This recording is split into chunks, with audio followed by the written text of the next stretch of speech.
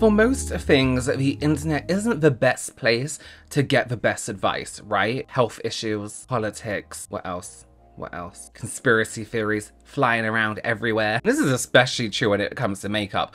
Not as important as health issues, but it happens. So I want to go through a few things today that are quite mythological, let's say, in the makeup world, and also some things I see that have become bad habits of people, makeup users everywhere. These aren't things where it's just like, oh, you shouldn't be doing this. My advice is going to be aimed at making it a little bit easier for you. I know from experience, from live streams, from being on social media in general, and doing makeup in the real world, people really do look to the internet, YouTube videos, TikToks for their makeup advice, and they really try things and take it on board, but some of it isn't such great advice. So I'm going to go through a few things today, and I just want to say a huge thank you to the sponsor of today's video, and that is Merit.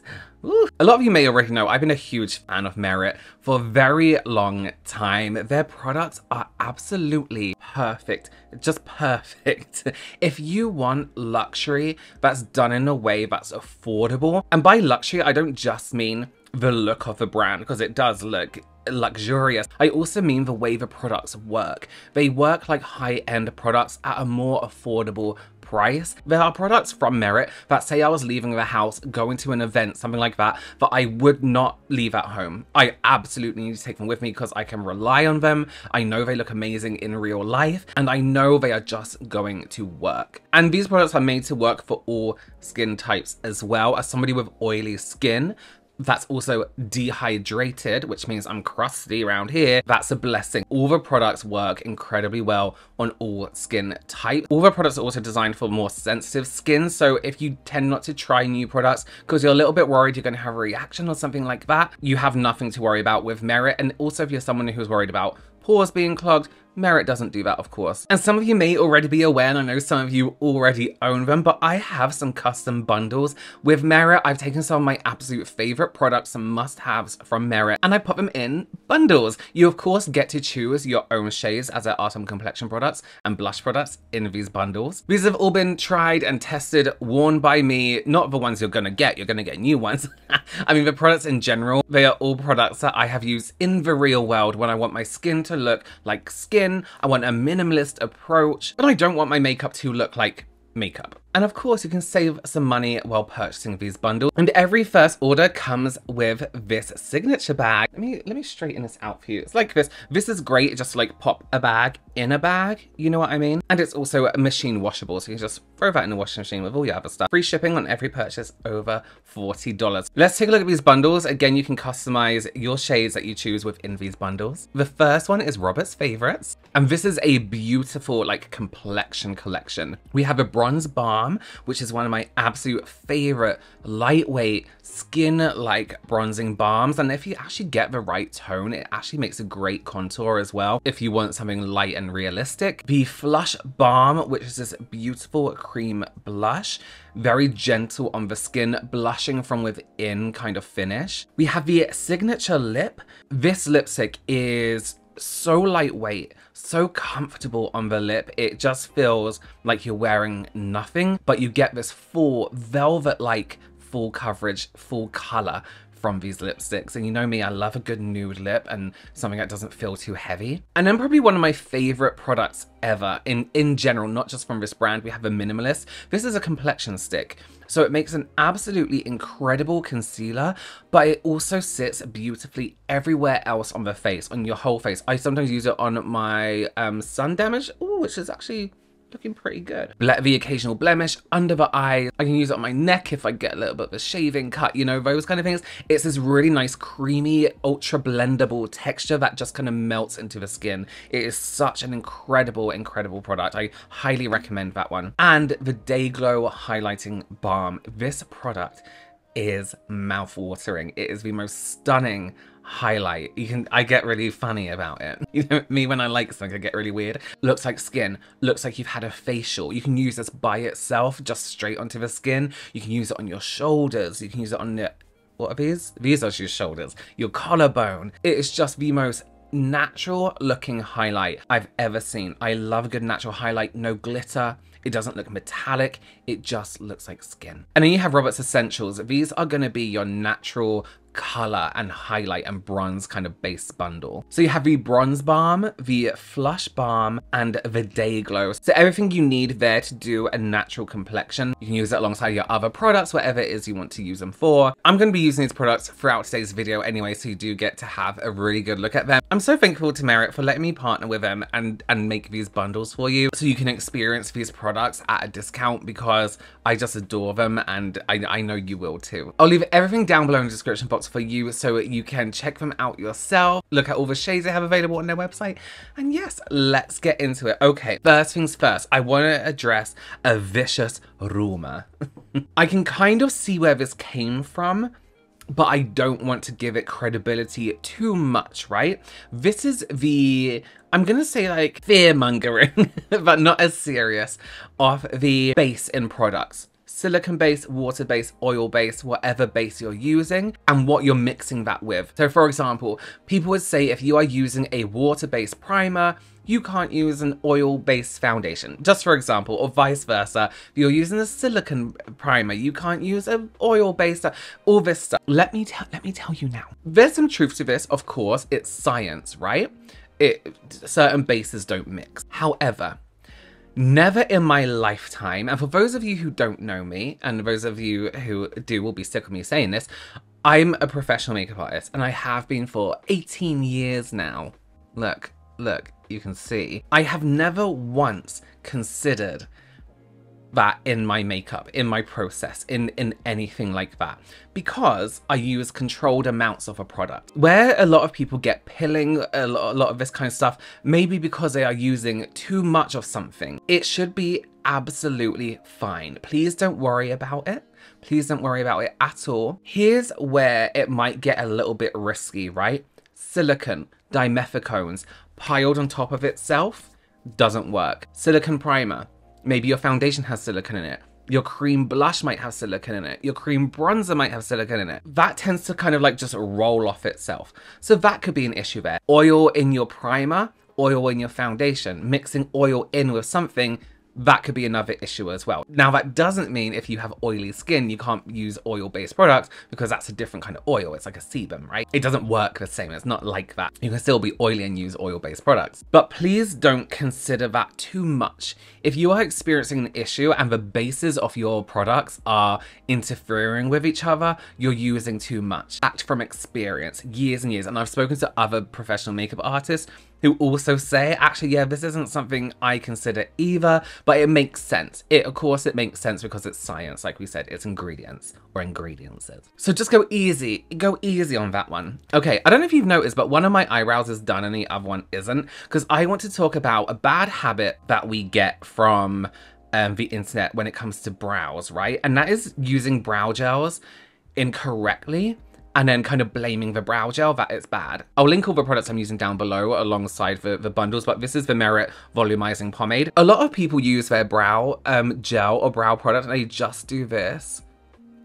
And they're like, oh yeah, it's not that good. And they kind of just leave it. Listen, any brow gel, you need to get in there. You need to get to the root. You need to be digging down. So do your one stroke this way, but let's get to the root of that brow and brush it up. Everyone tries to do like an aesthetically pleasing brow situation. You need to blend that stuff into your brow, get right to the root, and then blend it back up again. See how much bigger and fluffier my brows look? And that's going to give you a better hold over time. That's really filled in my brows, look. I mean, it's a different product, of course, but no. It's almost like when you put hairspray in, right? You don't just do the tips of your hair and think like, I want it to hold here. You try and get to the root, or if you add like a volumizing powder or spray into hair, you rub it into the root, right? You kind of want to do that to your brows and grip it right at the base. So this isn't really a bad habit. Oh my of that pigeon. There's a pigeon that always sits there and terrifies me when I look up. It's fine now, it just scares me when I first see him. Our next one, I want to focus on like the eye area, mainly because I want to get some concealer on because I look incredibly tired. But yeah, I do look really tired. What's going on? But I just want to show you something. I'm going to use a complexion stick. And this is something that I used to teach a lot on my channel. It also became quite popular online in general, not because of me, because it's a technique that makeup artists use, right? So the hack was to tap the concealer. You put a bit here and a bit here because you tend to be quite dark here and you tend to be darker on this area of the eye here and not so dark here. So you tap the concealer, and the idea is to use as little product as possible.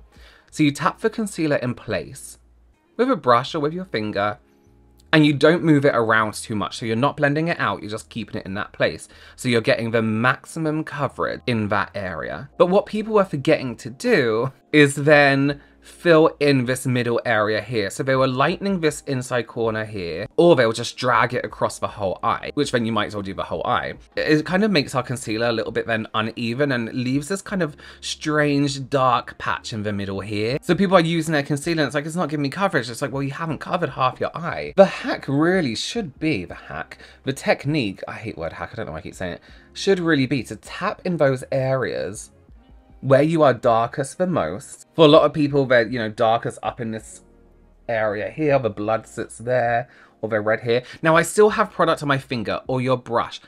Take it across, take the least amount of product across to this bit here. So we're still getting coverage, but we've put more coverage in those areas. Don't just leave that middle bit. We're using what's spare on our finger. Can you see? So now the whole eye area is a lot brighter rather than this like little dark patch here. Let me fill that in also. Might need a little bit more now that concealer's set. I'm just gonna whack some of this on.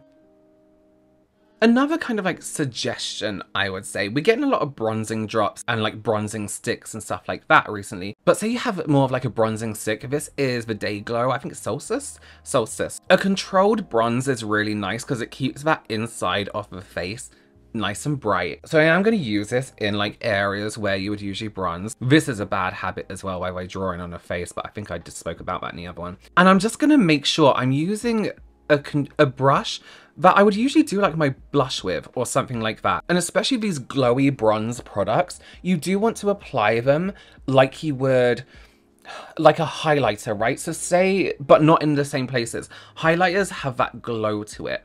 That kind of like, if you were to put it over the whole face, you would just look oily.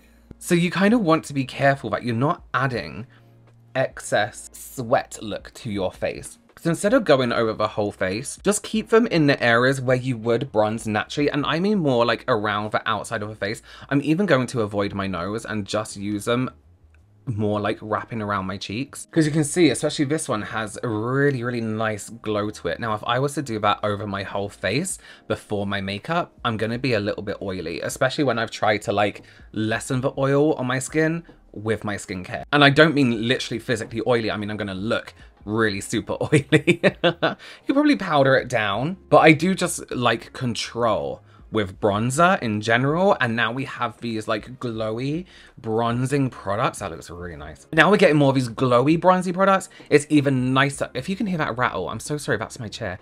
It's even nicer to have even more control with them. So we're keeping that glow controlled. I'm actually gonna apply a little bit more just to under the cheekbones here as well, just to add a little bit of depth. And because I just want to keep using the product. I want to talk about blush very quickly with you because there's so much speculation or so many rules on where you need to apply your blush. They're like, put it here to do this, and I keep seeing people do things like drawing like circles on their face. Blush isn't that difficult, right? The further up it is, the more it's gonna lift. The further down it is, the more it's gonna not lift. The bad habit here is thinking too much about it. Think about it this way. If you want to make your face appear longer, you do your blush at angles like this. If you want to make your face appear rounder, you stretch it out this way and do your blush at angles like this. I'm going to use the Flush Balm. This is the shade Après, like ski. Here's the theory, the makeup theory. If you want your face to look longer, Don't go past. Imagine an invisible line on the outside part of a coloured part of your eye. Imagine that line going all the way down. I'm trying to stay really still so I can put it on in editing. Imagine a line going all the way down your face. Don't take any colour product, including highlighter, bronzer, contour, blush, past this line. So your blush is going to go down. I'm going to go quite heavy as you can see. Your blush is going to go down like this. This is going to add length. It's like clothing. People say wear stripes this way if you want to look slimmer, wear stripes this way if you want to look a bit broader. This is going to lift because it's pulling your face up. Now, if you want to make your face look wider, maybe you have a longer face but you want to kind of cut it off, imagine that. Do this. We imagine an invisible line from our nostrils to the bottom of the ear or to midway of the ear. Your ear might be a little bit further down. We're all different. A little bit more colour here, going across this way. And we can take it right in. We don't have to worry about not bringing it too far in because it's going to create a stripe.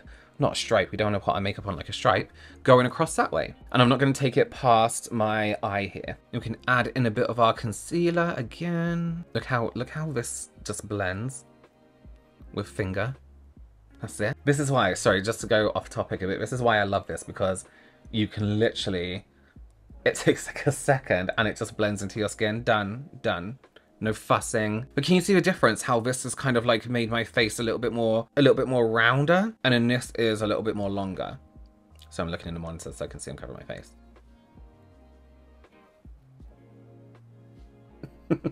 So when it comes to doing your blush and your face shape, just think about lengthening or widening. What are you doing? And if you're like, my face isn't too long, my face isn't too round, then just do what you want, really. And you can do that same thing with bronzer. If you're not going to wear blush, if you're going to use a bronzer, do that same situation, same method. Okay, so those are just a few bad habits that I wanted to pick up on, a few myths I wanted to debunk.